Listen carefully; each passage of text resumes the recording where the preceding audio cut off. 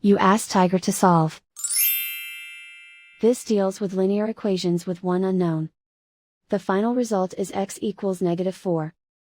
Let's solve it step by step. Simplify the expression. Group like terms. Simplify the arithmetic. Group all x terms on the left side of the equation. Subtract x from both sides. Group like terms.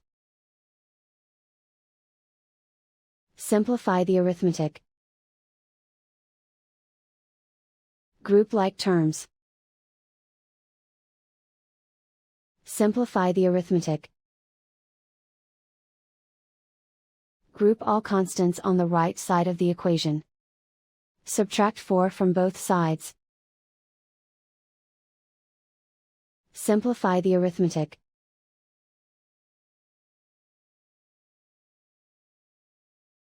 Isolate the x. Divide both sides by 3. Simplify the fraction. Find the greatest common factor of the numerator and denominator. Factor out and cancel the greatest common factor. And so the final result is x equals -4.